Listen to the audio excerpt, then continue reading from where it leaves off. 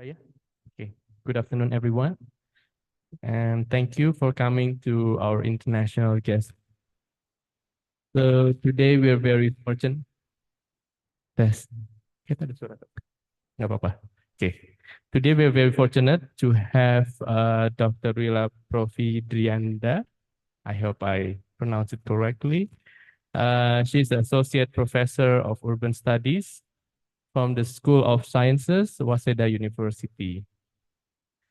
Dr. Rila, or should I say Dr. Diandra? Is that good to me? Okay. Finished her bachelor degree in urban energy planning from Institut Teknologi Bandung, continued with her Master of Philosophy from Chiba University, and also Doctor of Philosophy from the same institution. So today, Dr. Rila will present a presentation titled A Look into the Preservation of Jomon, Jomon, okay, prehistoric sites in the greater Tokyo area. Without any further ado, please give a round of applause for Dr. Rila.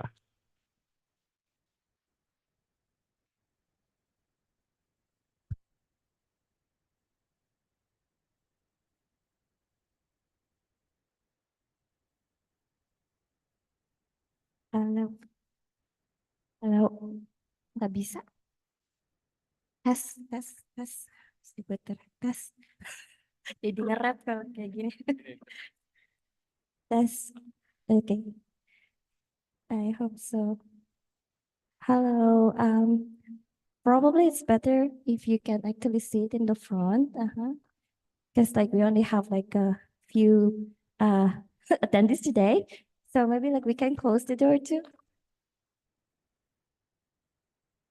Okay, so before I start, may I actually like know your name and then probably your origin country? I know that you guys are Indonesian, but like probably you're not from Indonesia. Okay, so may you kindly introduce yourself first?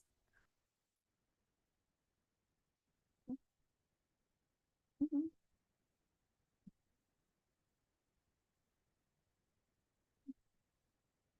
Okay, thank you. Okay, I know you too, but yeah, should we skip you? Let's skip. What about Professor Gallo? So maybe you can kindly introduce yourself too. Thank you. Okay, maybe. Mhm. Okay, thank you. Mhm. Okay, in urban study planning. Okay, thank you. What about here?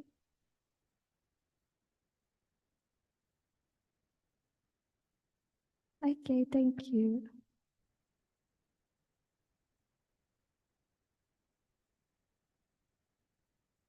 Thank you. That's it. Mm. Okay, thank you. Wow, we have so many double degree students. Okay, thank you. Yeah, okay, so thank you for introducing yourself. And like today, I'm going to well, kind of like introduce like my ongoing research on the look into the preservation of Jomong.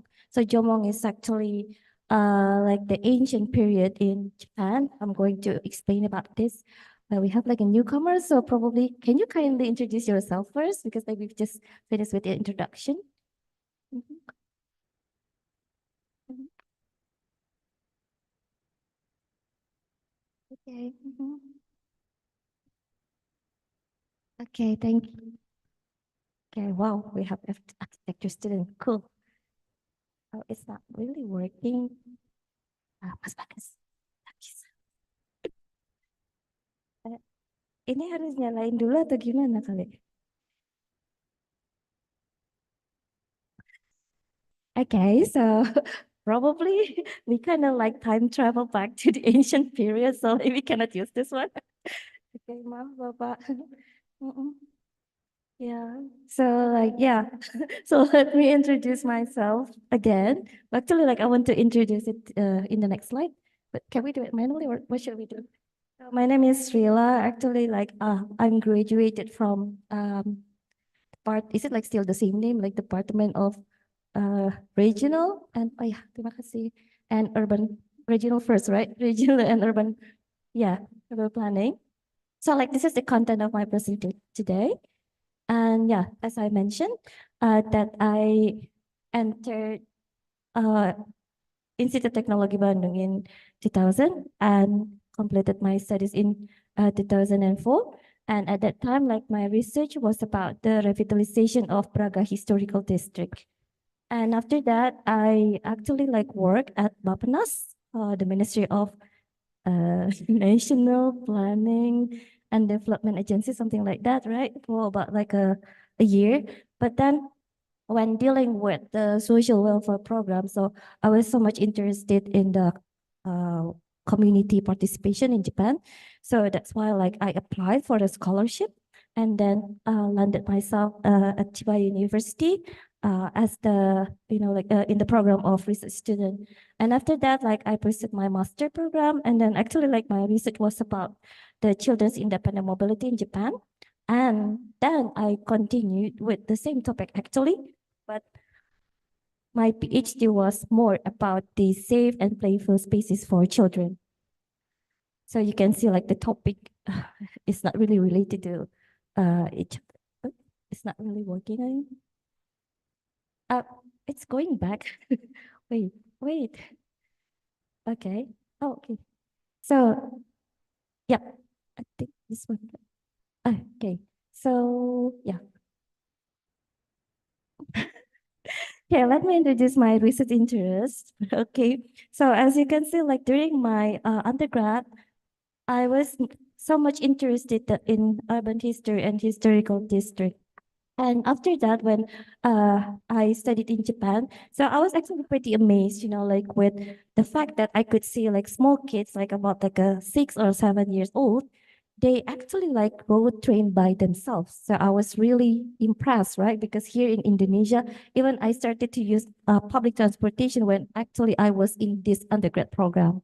So I was just like so stunned, and then that was the reason why I started my research in this topic. And like after that, so that is actually like my ongoing research about like the pop culture and stuff. So mostly like the focus is on the Korean wave and also like Japan cool movement. But then also at the same time, I have some interest in the urban history. So I'm doing two research right now. The first one is related to the urban history, and the second one is pop culture and stuff. So why research on Jomon sites? So actually, like when I did this research, I was doing like another research in Palembang City. You know Palembang City, right? You know Palembang City? Okay, so do you know that Palembang is actually the oldest city in Indonesia? Planning student?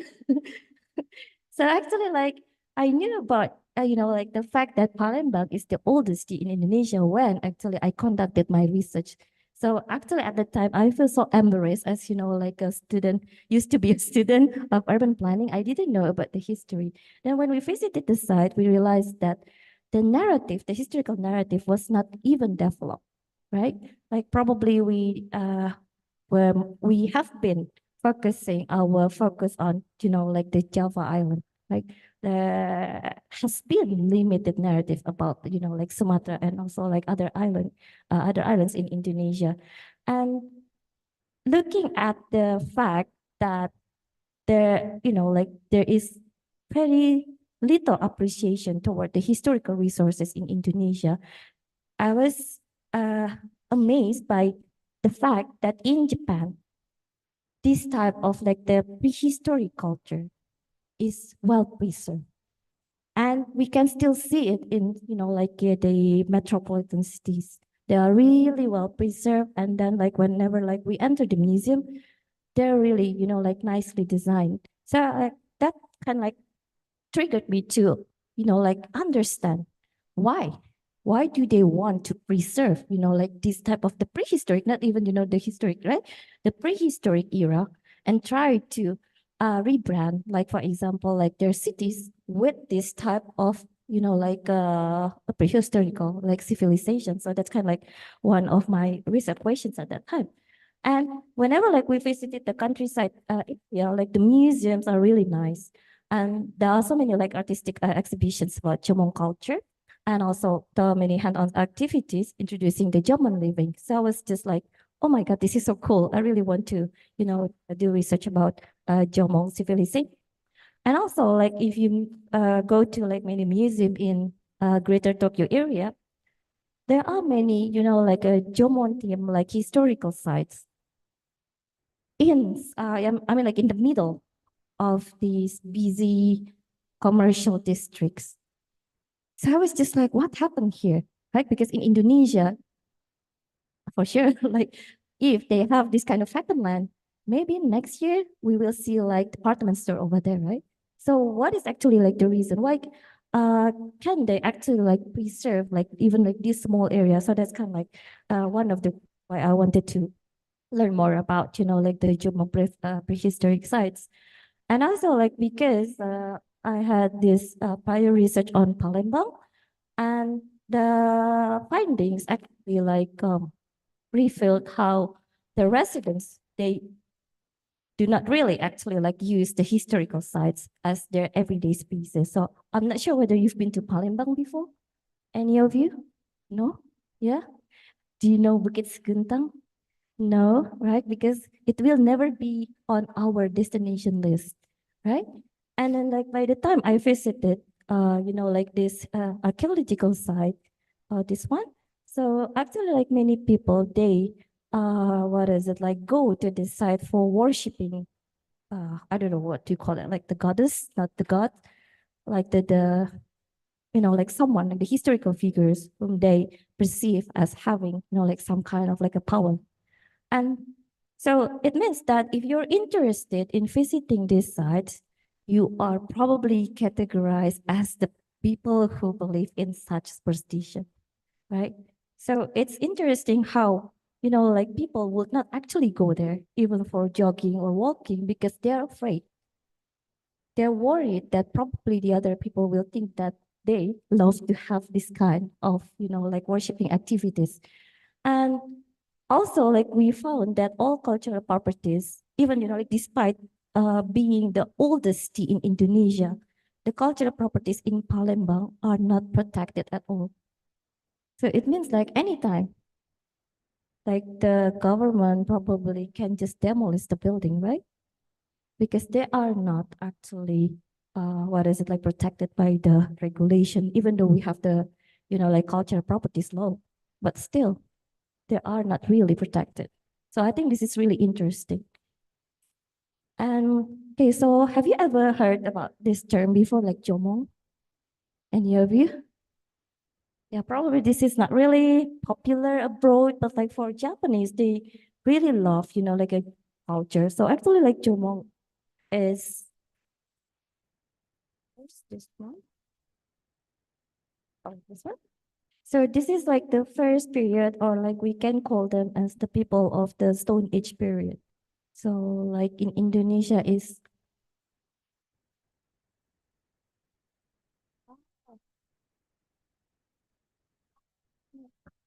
okay, I see. Okay, so well, I don't want to actually like lecture you on the Japanese history because I'm not really familiar with this. But have you ever heard the term Edo? Yeah, right. I think that Edo is the old Tokyo, right? So you can see that Jomong is actually like the beginning of the Japanese, like civilization. So probably like it's the same with people in, what is the name of that one? Uh, Ito, yang di Sangiran? Sangiran? Okay, I'm sure you pass your national exam, so you probably remember people from the Stone Age, right? So like, I think it's the same, like era. So I have this, oh, sorry. Yeah. Okay, so I have this like a small quiz for you. Like, can you guess how did they live in the past, like the Chomong people? Can you give me like one keyword? Maybe start from Papa Bagas. Like, what do you think? Hunter-gatherer. I'm actually not sure the keyword. Okay, hunter-gatherer. What about you? Mm-hmm.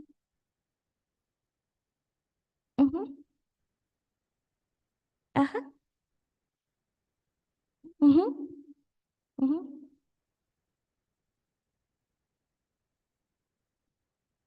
Mm-hmm. Mm-hmm. Mm-hmm. Okay.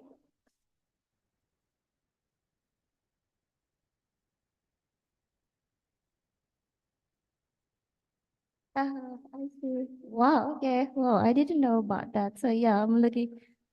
Hmm. Hmm. Oh, okay. So maybe there is some, like linguistic, yeah, connection. Yeah, that would be nice. What about you? What do you think? Just one keyword. Mm-hmm. Mm-hmm. How did they leave? Mm-hmm. Mm-hmm. Okay. What about you, Prof. Galu? Flintstone? Uh-huh. Hunter-gatherer. Okay. Okay. So, oh, sorry. I like this, right? So, yeah. Oh, yeah. It's not fair. Oh my God, that's not fair at all. So probably we thought that actually like they live like this, right? Just, like they live in the cave and then like probably just that kind of, like clothing and then probably just like a simple, like a tool to actually like catch some animals. But then like we found out that actually like they live like this. This is like during the Jomong, like period. They are not that primitive, right? If we look at, like the settlements, they already have the fixed settlements. And they already have like, this is Mura means like the village. So they already had this kind of like arrangement. Like if you look at that, oh, this one.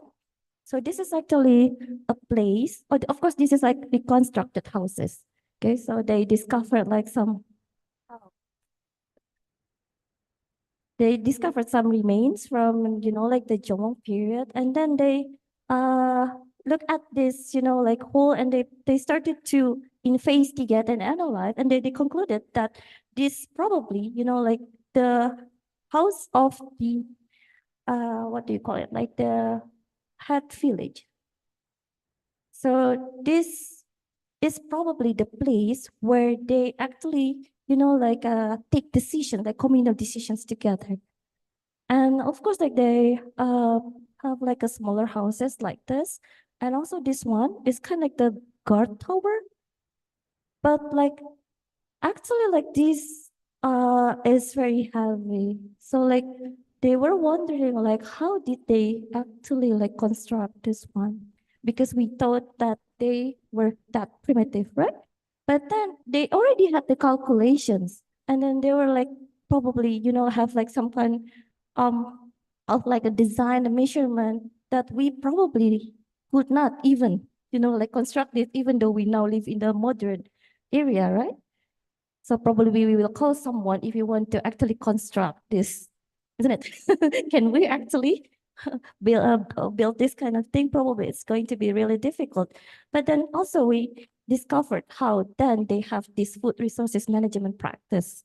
So they already calculated, for example, that we had to actually divide our food. So like, for example, like this is for the feast consumption, this is for the cell consumption. So they already, like thought about that kind of the food distributions. And also like, we realized that they were very peaceful because we didn't see any evidence of the, like fences to guard themselves. And also, like interestingly, we discovered that they already had this cultural exchange with people from South Korea, like back then Korean Peninsula, and other regions. For example, like for the tools, like this one, like they're using like a specific stone called the obsidian, and it could be actually discovered in other regions too. And there were so many evidence about them having such exchanges, even like in the vessel's design. So for example, like one could be discovered in the northern area, but like another could be discovered in the southern area. So this is very interesting, right? Because we call them like the people of the Stone Age, but they already have that kind of, like way of living. And even now, it is considered as the most sustainable community in Japanese history. This is very funny. I feel like, like the K-pop idols who just like scream. Okay. All right. Oh, so next is sorry, Yayoi period. So this is actually like after Jomon. If you still remember this one. Oh, is it raining outside? Okay, Yayoi period, right? So this is actually like, wait, yeah, sorry. Oh my God. Okay, Yayoi here. Okay, of course, like compared to the Jomon period, like they actually like showcase like more evidence of living permanently. Like they also, like have like a stronger culture exchange with the ancient China and Korean Peninsula. And also they started, like the farming activities. So they started to domesticate the crops and also the animals. And also they created like more simple clay vessels for daily use. Okay, so like the remains of Jomo actually could be discovered in northern Japan. Have you been to Sapporo, like Hokkaido area? Any of you? So interestingly, like we could actually find the remains of Jomong and Yayoi, mostly like Jomong in northern Japan. But like what is interesting for me is, oops, sorry, here, Tokyo Metropolitan. So you could see like how many settlements could be discovered in Tokyo. Here, like the black dots over here, right? This is like unbelievable for me. Who I used to be like a heritage activist when I was in your age, probably younger than that. So like at that time, it was really difficult, like for us to kind of like protect like one old building in Bandung. Because whenever we see, wow, okay, we should protect that building. And then we forgot we did like our exam. And then next week, we're gone. Yeah, they were gone. But like here, you could see like this is the prehistoric era, right? It's not even like, you could see like that beautiful buildings. It's just like the remains of, for example, like just the stones or like the pit holes, but they protected these sites. And I guess that this is really interesting for me. So like yeah. So I got like a grant from the Obayashi Foundations to investigate about like the preservation this civilization in the greater Tokyo area. So I will use the term GTA after this. And like my question, I have two questions here. Like, do locals visit this sites on a regular basis? And also like what kind of the factors here, like the possible factors contribute to whether or not the residents visit the sites. Oh, okay. So yeah, this is like the methodology. So like like me and my team, we use the walking ethnography, key person interviews, also like document reviews. And we have like actually have 10 ongoing research sites, but like I think like we completed like the research in these 9 research sites. So I will introduce them. So like the finding of our research actually revealed that these two sites, like Otsuka Saikachido relics and Mizuko salmons, they were frequently visited by the residents. And then you can see also like, like among these 9, so like this area, like these sites, they were, we can say that they were actually like produced by local residents as the everyday spaces. Okay. And this is like the least visited Jomong site. So even though, like the management, they reconstructed the house, but this is to it in the temple, like complex. Oh, it's not temple, the shrine complex. So probably that's the reason why people do not really visit this one, right?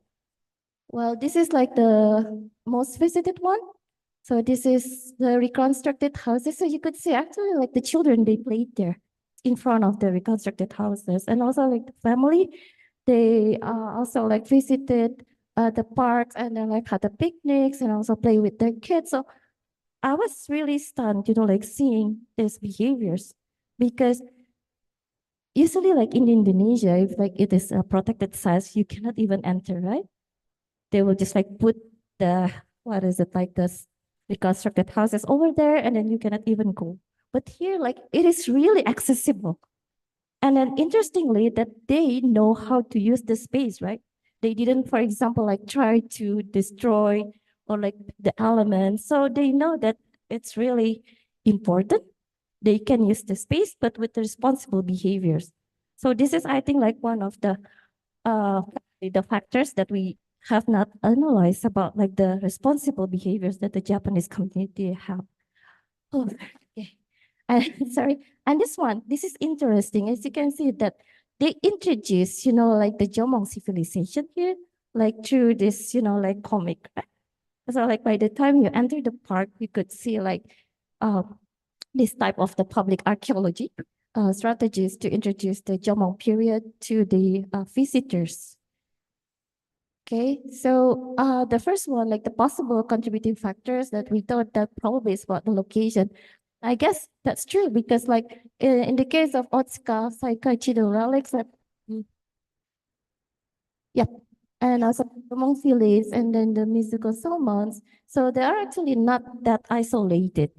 So I think like it is easier for the visitors to use them as the everyday spaces because it's just like, for example, situated within the 1 to 10 minutes walking distance from the nearest station. So they can just use, like the spaces anytime. It's contrast with, for example, like in the case of Palembang, if you want to go to the historical site, you have to take buses, right?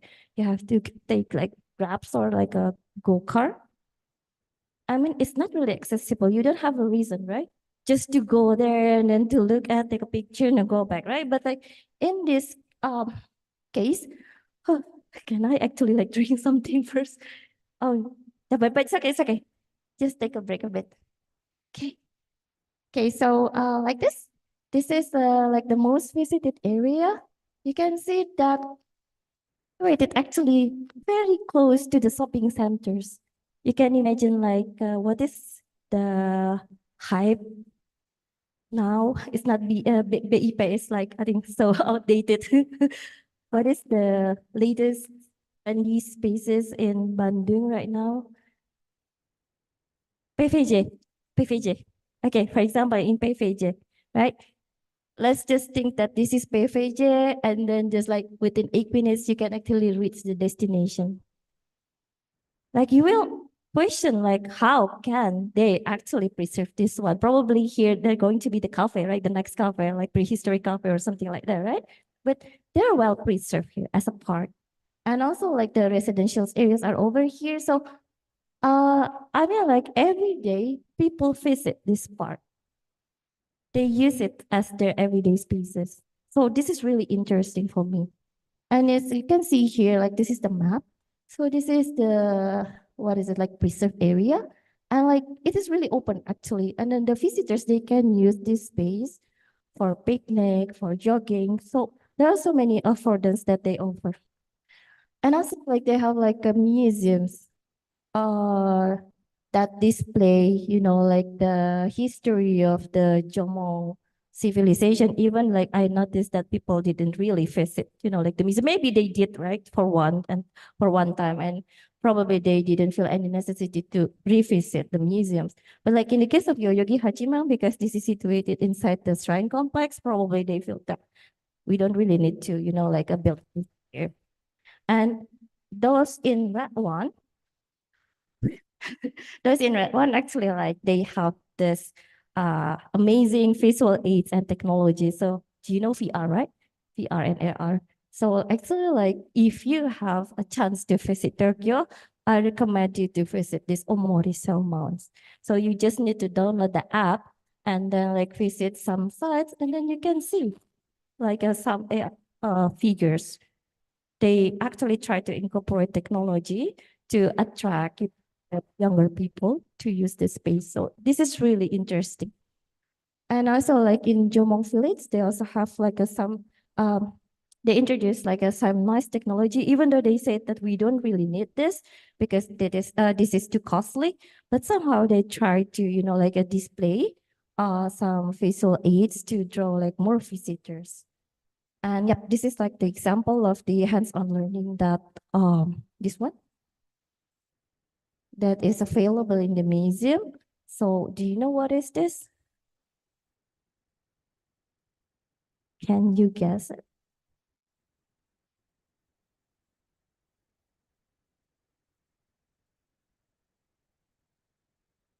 Cooking? Okay. No, it's actually like to make the clays, right? Just to make the pattern, to decorate the vessels. Yeah, so this is why they call the historical period as Jomong. Jomong is actually like the court here, refers to the court that they use to decorate the clay vessels. So this is interesting how we can learn, right? Like the way they decorate the vessels, for example, using this like a string and also using like this, like a small branch. And this is really, I mean, like very interesting for little kids, right? Because they know like, oh, like this is how people in the past actually tried to decorate something to make it nicely. And like for this one, yeah, this is like the food management, like system that I mentioned before. Like for example, like they can just use this amount, like of food for this month. And like in another, like place for probably just this amount. So this is pretty amazing. Even I cannot do that. Like I'm actually trying to do some diet, but it's actually hard for me to manage, for example, like my daily consumption. But for them, they already, like organize everything nicely and neatly, right? Okay, so next, yeah, also I think like one of the contributing factors is the fact that they provide these recreational parks and gardens. So people have another reason to actually, what is it, like learn about like the historical resources there, but also to use them as the everyday spaces. And this one also like the public archaeological strategies, for example, like they have been doing like so many campaigns to promote like the summer program or like the hands-on experience during like a certain uh, event. And then also like, oh, but like in the case of like Santonodai and also this one, the least visited site, like we couldn't actually see any strategy. So this is like, I'm not sure whether you are actually familiar with the term public archaeology. So it is actually like the ways to engage the public in archaeological research or just to talk about like the archaeological data to the public. And you can see here like the children and the families, they visited the museum to learn about like, this is actually like a newly created game like the what is museum management, they thought that probably it will be nice actually to what is it like teach children about like the survival like method during the Jomon period. So these are the figures, and also this is the what wars, what wars, right? Babi hutan. Okay. And this is these are the, what is it, like the, what do you call it, like the hiding areas. So like they try to actually inform like children about like the survival, like strategies of the Jomon people through the game. So they are really creative in a way. And also like the place affordance. So affordance is actually like a term coined by Gibson to explain about like the what is it, like the uh opportunities that can be provided by like places or like objects. For example, like okay, so this microphone, so it affords me to like talk louder, right? Or maybe like it can actually like have another affordance. For example, there is uh like a robbery. Probably I can just use like to what is it, like catch the bad guy. So this is like how the affordance of like one object. as a place. So for example, like in the category of high, it offers the opportunities for the visitors to walk, for example, to about the history, to have like some family time, or like for example, another uh, opportunity is to just for example like sleep. So this is like how we categorize, like the affordance. And yeah, so like the lessons learned, the first one, the reason why these space are used by the locals as their everyday spaces, like the first one we talk about like the location and accessibility, because like some of them are located in this mixed use environment, right? That promotes like people's mobility. It means that they can just go there and then go to, like another area. For example, like after visiting the site, and then you just can go to like the shopping centers. And also like some of them also situated in the residential area with an easy access to the historical site. Oh, this is really connected.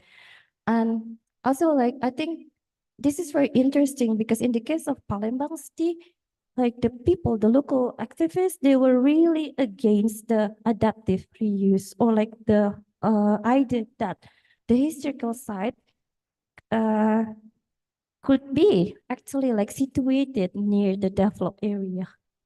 So even they said that we couldn't build cafeterias inside the complex or like near the complex, because they treated such historical sites as sacred spaces. So this is really, in contrast with the findings, right? That it's totally fine if like the archaeological sites are situated in, like surrounded by the commercial districts, as long it is well preserved, and it actually gives like more motivation for the users to visit the area. And also like the supporting facilities, like the museums or like recreational park, and also like the public archaeology strategies. So I mean, like again, if we compare this like with those in Palembang, like I do feel that in Palembang, the it's not even the campaign, but like the way they try to draw the visitors are too much focused on those interested in archaeology. But like in this case, they actually targeted like children and families, right? So it gives like the reason for the people to visit the sites during like a specific events. And I think this is really interesting. And also like the place affordances. Like the sites actually allow visitors to engage in more than one activity. So not only like the historical site itself, right? Just, I mean, like, I don't know whether you want to visit a historical site. Probably just look at the site and then take a picture and then leave, right? But like, right, this is, oh yeah, oh, you're still the Facebook generation. Okay, Instagram. Probably do something in TikTok, right? Right, but that's it, right? That happens. I mean, like if people visit the historic sites, you said they just take pictures and then upload it, then that's it. But like in this case, like it is really situated, next to a different function. For example, like here you take a picture and then you joke, or like you have like a picnic with your families, right? And after that, they know. Like in the case of musical salmon, as I show, like we have like a new visitors there. Okay, like this one. So it is situated very close, right, to the open space. So people can, even like the children, they can play ball here. They can, like play badminton here. But it's totally fine. Like the management allowed them to do so. So I think this is really interesting how like the site offer affordance to the visitors. Okay. Yep. So like this is like a temporary conclusion from like our ongoing research. So if you find any historical sites that are rarely or never used by locals, so probably we have to check on this indicator. Probably like they're not really easily accessible by the locals, like probably the public transportation or like situated very far, like to the nearest stations or also like the other commercial districts. And also like this one, probably the existing facilities on the sites are outdated. So like maybe it will attract, like the interest of the archaeologists, but not with the general people, especially like the young people. They don't want to go to the museum. Even like during our research, sorry, like actually I want to drink that one, but it's still closed. So I'm just going to do it later. Even when actually like we visited Palembang, you know what the guide said to us? Like, why did you want to go to that site? Why did you want to go to the museum? It's so boring. It's for the lower income people. Right. We have like more options. Why don't we take you to the local market and buy some songket? So we were so surprised, like listening to that kind of, well, kind of like the suggestion. Even like the locals could not appreciate, right? How could you expect, like the outsiders to also appreciate like the history of the city? Because the locals seems to have like a different, well, if I may say, like uh, appreciation, right, towards their own historical sites. So I think like this is the problem as well. And also probably the sites have limited or nearly zero public archaeology attempts. So like if you have any chance to visit Tokyo or like, any other so like other cities in Japan, please go to the local museums and then you will see there are so many actually like flyers like showcasing various exhibitions introducing like the prehistoric era in Japan. And they're really professional for it actually. And probably like the last one, like the sites have nearly no other affordance other than looking at the, like the ancient ruins from the Jomo or Yayoi period. Yep, so that's kind of like the end of my presentation, but I will welcome like questions and also like some suggestions, but let me drink first because I kind of run out my breath. Thank you.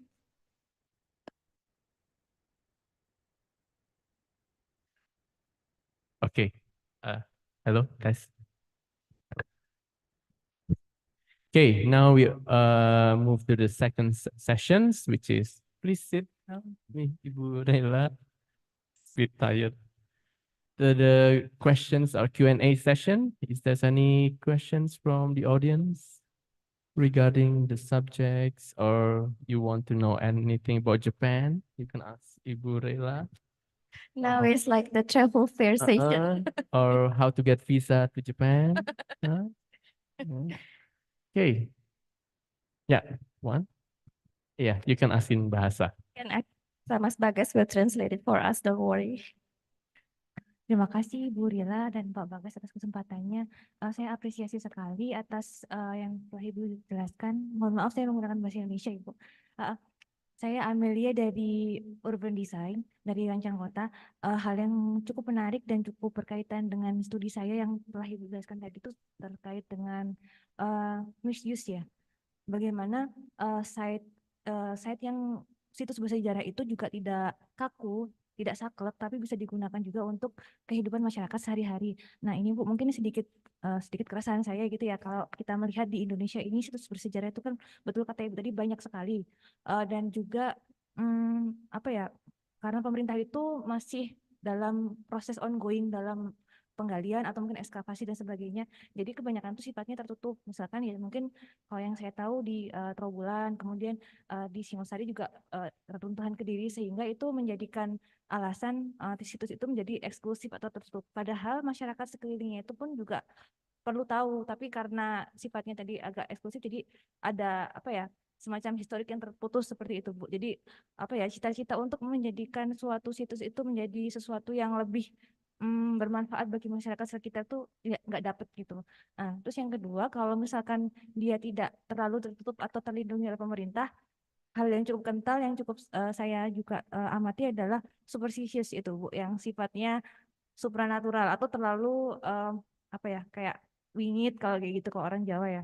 Wingit itu apa ya? Klinik ya Bu ya, Pak. Iya.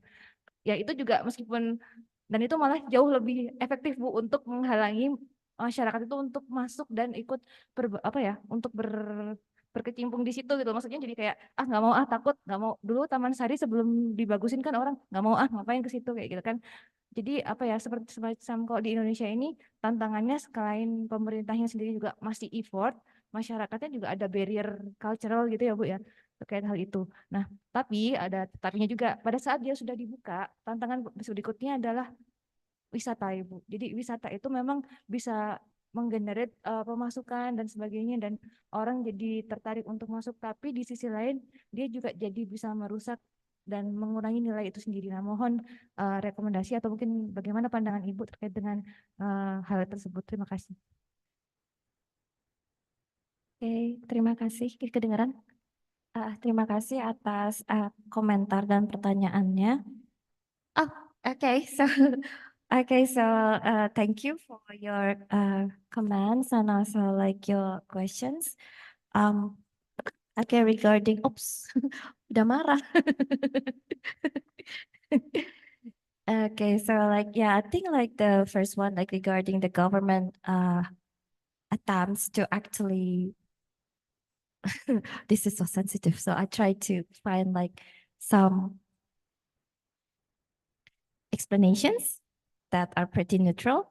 But I think like the one of the main problems here is the fact that the government has not really considered, like the historical sites as the driver for urban economy, right? Because they think that this is like the history, like you cannot even generate any money unless like they're, like designed as the tourism sites, right? But like, one of my research sites is in Seoul, and they have plenty good practices there, like where you can actually combine those together, like blending the past, the present, and the future.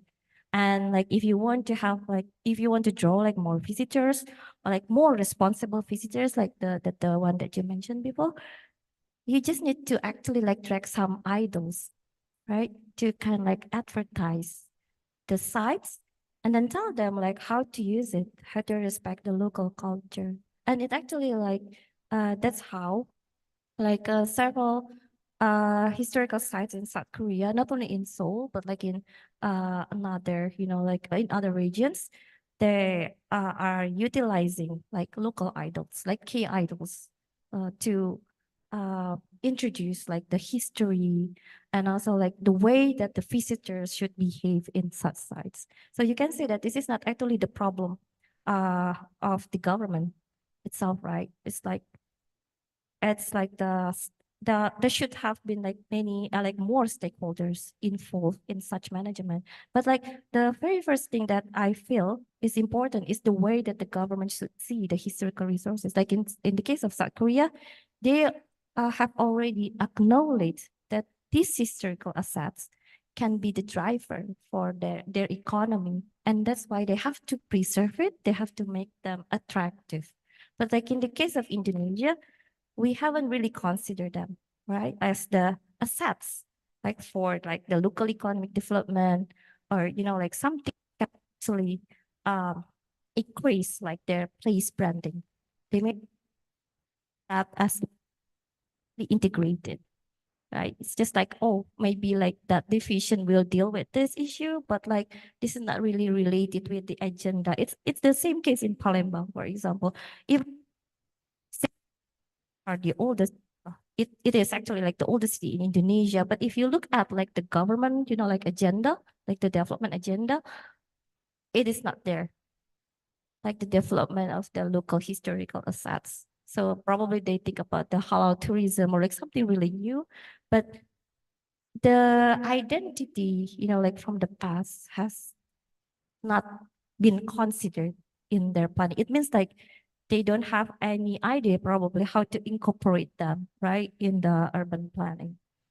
Like the second one is about the behaviors. You mentioned about the behaviors of like the locals or like the tourists. Like the reasons why we actually choose this are not really popular among the foreign tourists. So they are like more popular among the locals. Yeah, because we want to see them as the everyday spaces, right? But of course, like if you mentioned about like the tourist sites, we encounter many problems in Fuji, right? Pandemic, like they just like flux into this region, and then they made many troubles. But like I mean, like for the visitors, of course, like the management should impose like stricter regulation. For example, like doing the uh what is it, like the do's and the don'ts while visiting the area. Locals, I guess, the culture of like um thing, or like respecting other people's like belonging. So I think like I don't want to say that this is impossible to implement, like this type of mention in Indonesia, but maybe we can start from the education, right? Like educate them while preserve it. But as long as we never think that, for example, this historical site is important for our city, no me, harder actually to tell the people that we have to preserve this one, right? Like in the case of, for example, like this site, the locals know that they are very important, like to connect, like themselves with their ancestors, and also like for the identity, right? For their urban identity. So they have to preserve it. So I mean, like, because they know the reasons. This is very valuable. For example, like this one, if I actually like broke this thing, probably I have to bapak bag, like he multiply it. Oh, punya ibu. I have to be careful, right, when holding this one. It's the same. If we never actually explain to them like how valuable this is, yeah, they're not going to value this one. And I guess this is not only the responsibility of, like the government. I think the government many it's already. So probably take some initiative. And this is actually like the case in what is the name? Sorry, Chiba. So at that time, like Chiba was under intense development because they wanted to be seen as the supporting city for Tokyo. But then like one, if I'm not mistaken, like archaeologist, or I forgot like what his profession, he said that we utilize the local residents to protect the site. So it was in 1980, if I'm not mistaken, 1980 or something. So like he actually went into the train station and started to collect like some petitions, like informing the residents that we had this historical site, that we had to preserve it, or otherwise we would not have, like the identity. And he could make it together with the residents. So it was like the history of the Kasuri salmon preservation. And then they displayed in the museum actually like how the community could have such power actually to influence the decision in their city. So I guess it's a good learning, like for the visitors, so they will have like more confidence whenever they want to, let's say, like protect the historical sites. But if we think that, like Tokyo is actually doing a good job in protecting the historical site, it's not always the case because, like in the case of Jamong Village, they mentioned that they had to sacrifice some historical sites for the sake of development, because like cities are for everyone. Cities are for those who want to will stay there, right? They said that, of course, preservation is important, but also like providing, like something, or like meeting the demands of the contemporary and the future residents also important.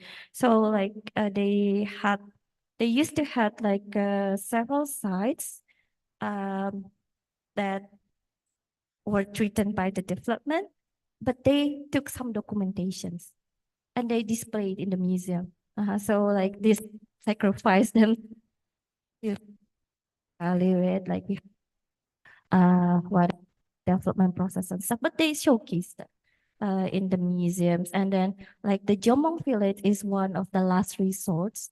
Um, And then like in this side, like they from the Jomong period. So they inform the local visitors about like the sustainability practice from the of the Jomong people. For example, like using the I forgot the but like if you want to wash your hands, don't have any like you can actually use like these fruits. It had like the fruits have the support. I think I forgot like the materials that can be used to act what is it like it's the same, it has the same function as the soap. So they try to actually like deliver that kind of the knowledge to the children and also like the visitors. So you can see that we may not be able to protect, some site, but we have to inform the residents that we try so hard to get a point that we couldn't, but we still have this last treasure in our city. And that's how we should deal with the urban development pressure. Yeah, I mean, because if we say that no, like we're allergic.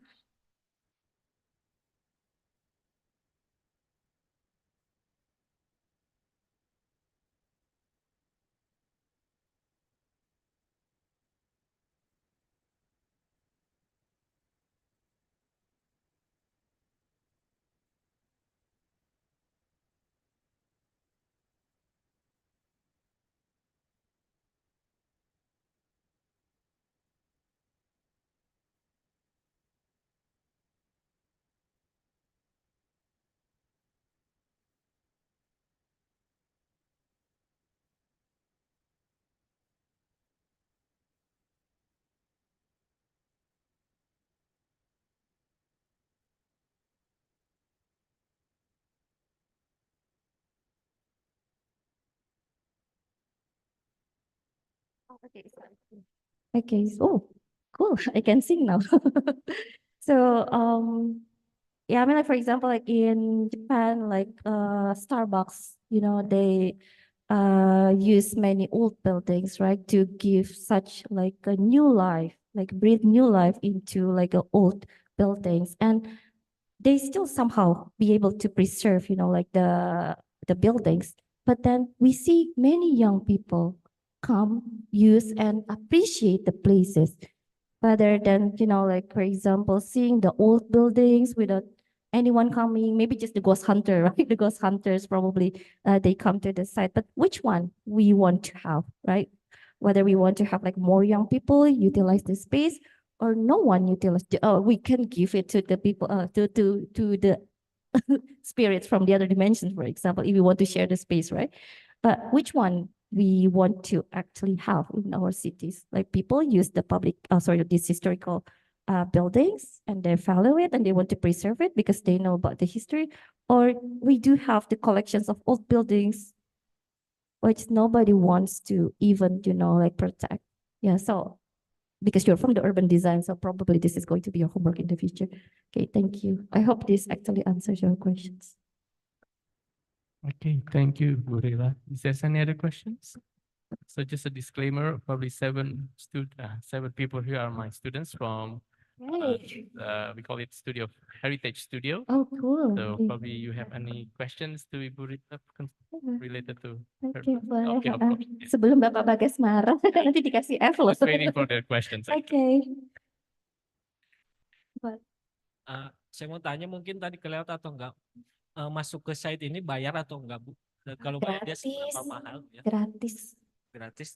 Terus ada enggak contoh untuk heritage itu yang dia bisa generate income paling enggak untuk biaya perawatannya dia. Oke. Karena kan kalau kita mau datang ke Pemda gitu, mau datang dengan proposal untuk jaga ini, pasti harus ada ya pendapatan untuk mereka. Oke, thank you for Kalau your bisa question. jurnal juga enggak apa-apa. Jurnal. Wah, panjang. Belum dapat clearance dari BRIN. Okay, thank you for your question. So actually like these sites, like my study sites, they are accessible, they are free. for the residents to enter. So that's probably like one of the reasons why they can use it for their everyday spaces, right? But if you, I mean, like go to like a certain spots that are intended to be, you know, like the tourist destinations, of course, like you can pay some amount of money. For example, like those in Nara, like in the, you know, like the big temple, like you need to pay 500 yen or something. But I guess that's just the case for really, you know, like important cultural properties, because like in Japan, they do have the categories, right? Like I think the same in Indonesia too. Like in Borobudur, for example, you have to purchase some tickets, right, in order to enter like the area. But I guess for this one, so this is like why these sites are interesting for me, because it's free, right?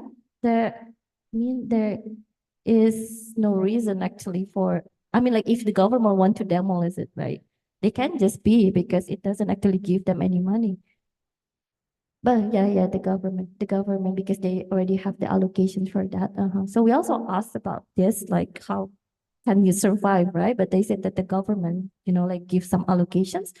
And that is also like one of the reasons why some institutions, like some management, they do not want to increase their public archaeology efforts, because they said we don't have enough money, we don't have enough staff.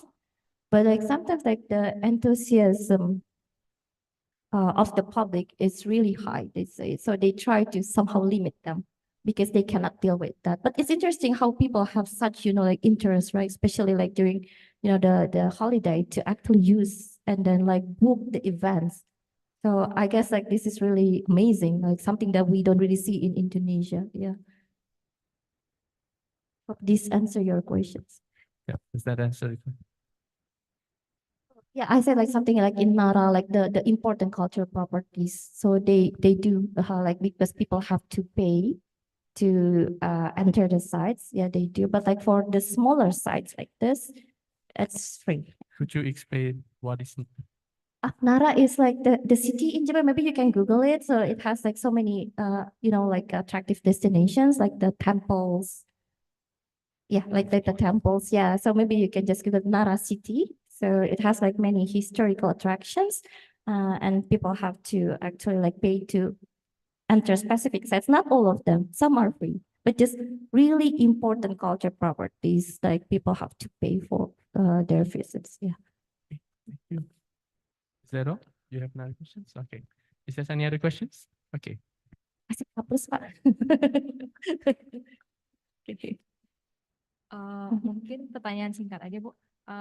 Is there any social community or culture society that ikut berpartisipasi to manage Yeah, okay. So site? that's a good question. Actually, like not in all, you know, like sites that we explore, but like in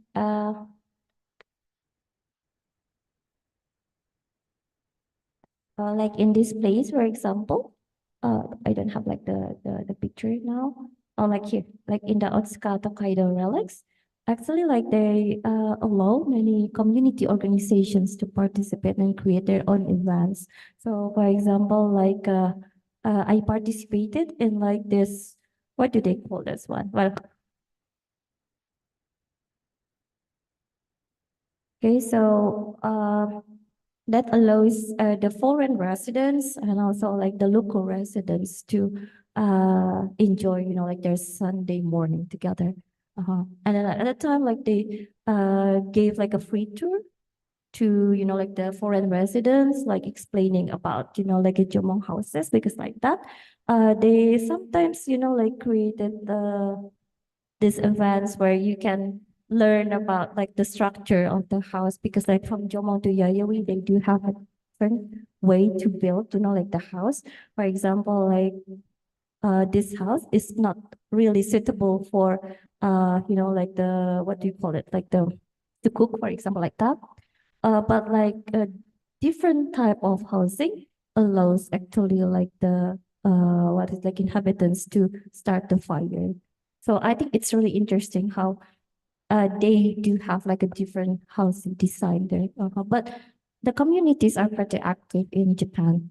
And oh, do I don't have the picture, but like in Kasari, this one, Kasari Cell Mounds, So they do have these elderly communities who always, what is it like, design some free events for like little children. So they do use their iPads to explain about the history of like the Jomong people.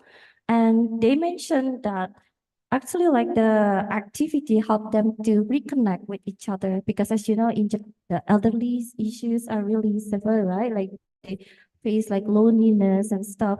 And they say by participating in this kind of activities, they can know each other. They can actually expand their social network. So we can say that the community participation in, like this type of historical sites are pretty high. Yes, I hope this answers your question. Thank you.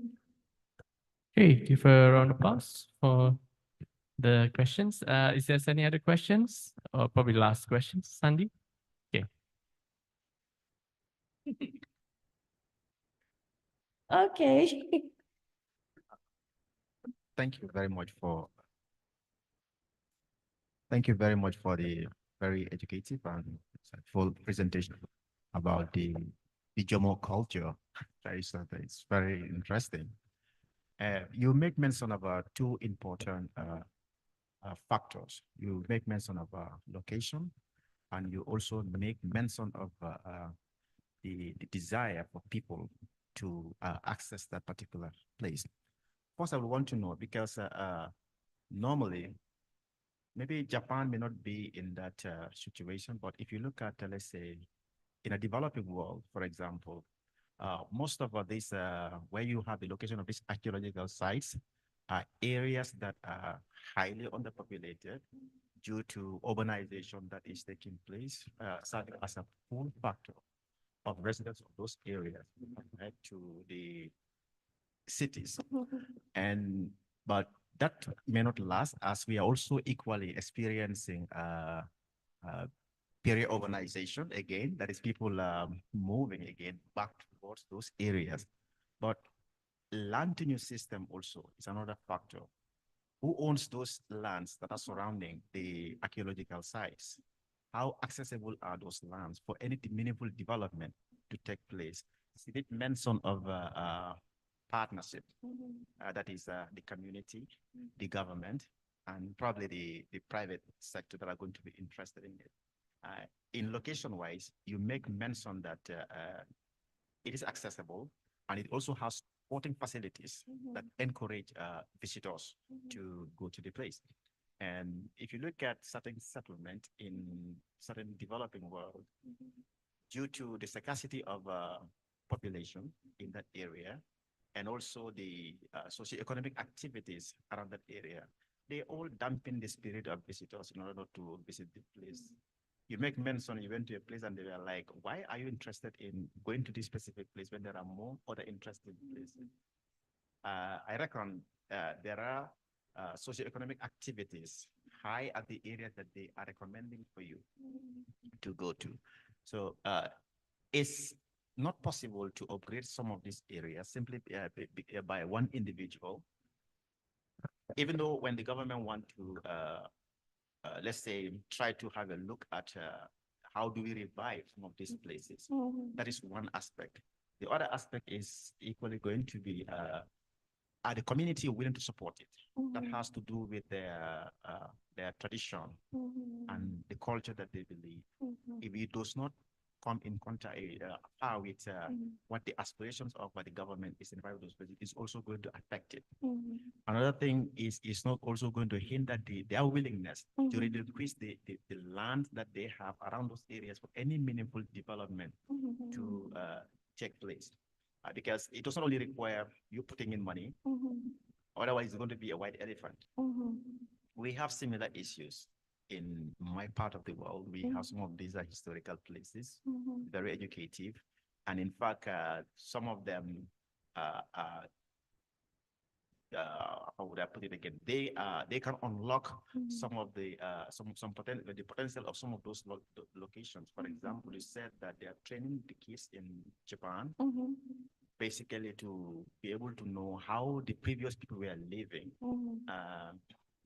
literally they're trying to teach them about survival skills and advancement of his technology in history, also open ways to innovation and sustainability, which is equally important.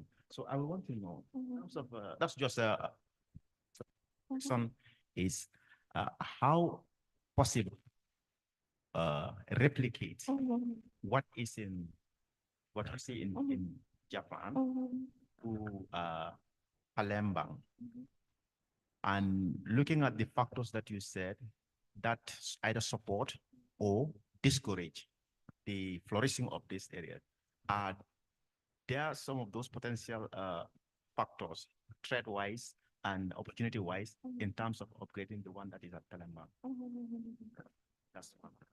Great, thank you very much. So actually, like the reason why actually I used to actually did my research in Aomori. So because Aomori has the one of the largest, like Jomon settlements in Japan. But like the reason why I want to focus on this GTA area, because you mentioned about, urbanizations, right? Like this development pressure. But that GTA is actually like Greater Tokyo area, including Tokyo Metropolitan, is the busiest cities in Japan. It's like the largest conurbation areas, even I mean like in the world, right? So it is interesting how they still can preserve this site despite, being in such busy and urbanized regions. Because like Tokyo is developing even now, they've been, and such pressure to rebrand themselves again because they're now in the competition with Seoul. They want to, get that kind of reputation as the world city back. But still, they don't really touch this, right? And you mentioned about the land ownership because these actually like these are the sites belong to the government. But like the interesting thing is how they this is like GTA area and this is Tokyo area. This is Chiba and Saitama over there, Kanagawa here. And this, the sites here that I studied, they are situated in this area. So amazing, right? How they try to preserve the sites despite this ongoing development pressure there.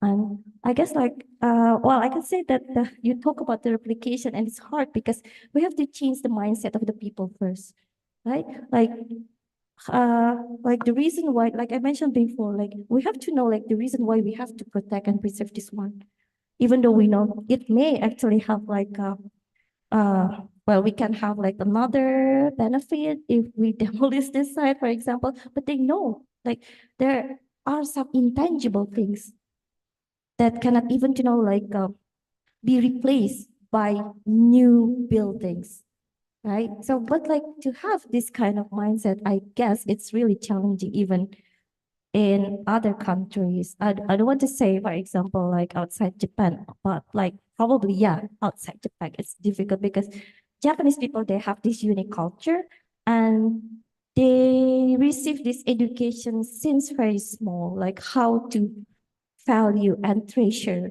like people's belonging. And I guess that's the reason why, even though they live very close, actually, like in the case of Mizuko, this one, Mizuko Salmon. So, like this area is actually like surrounded by new housing complex. But you can see they don't touch this park because they believe that by having this park, it gives them like another benefit. They can use like the green spaces, like within their walking distance. So they see this as like one of the advantages of living in that area instead of, like trying to take like that kind of the economic, like advantages, right? They see this like something important for their well-being. So again, I guess this is like how people perceive the spaces, right? And to, I don't have any, like good suggestion on how we can actually influence, like people, even though we try some public archaeology, like at times, but if the people cannot even treasure what they have, it's going to be difficult. It's going to be like one side, like as the lecturer tell the students, right? You have to study this, but actually they want to sleep or they want to update their Instagram. right? It's not going to happen. But if they know that, for example, I have to attend this class because I want to know more about this issue, they will be the one who actually try to seek for the knowledge. And they will be the one who actually try to initiate some changes, right? But like how to do that, I think like it needs like more collaboration. And of course, like this kind of like a good practice should be actually, like introduced. And probably this cannot be 100% replicated in Indonesia or like in Palembang. But if they see that there is some possibility to actually apply for, let's say, adaptive reuse, or like, well, this kind of the creative approaches to preserve, like the historic sites, maybe they will think about something, even though the method's probably a bit different because it has to be localized, of course. But the spirit of, like change will be there, right? They will think that, okay, I'll need to do something, but maybe it's not the same with like how Japanese do it, but at least like the spirit to change something will be there. So like we need to spark like their interest. We need to, well, these young people over here, so maybe Pak Bagas can, ask them, like what do they have in their mind, right? To be able to draw like more young people to value the heritage sites. Is it possible for us actually to change something here a bit? Like, is it okay? Because culture is dynamic. I do believe, right? But if we say that, no, we cannot do this, we cannot change it, yeah, that's the end, right? Nobody will use this space. So like, I think the challenge is how should we draw people to the space, but still we follow, like a certain, like rules. For example, like you cannot change this one, but maybe it's okay as long as you can be responsible when using the space. So yeah, something like that. I hope this actually answers your questions. Thank you. Thank you very much, Dr. Riela. Is there any question, or probably Dr. Riela is already tired? No, yeah, kind of. No more Okay, questions one from the more, one audience? last, yeah. Maybe asking about like where to get like a cheap things in Japan. Yeah, probably you can ask that. Okay. So probably Okay. that's a wrap up our session for today. Thank you very much, Dr. You're Riela, for welcome. the presentations and also the discussions. Hope to see you again in the near futures. And then please give a round of applause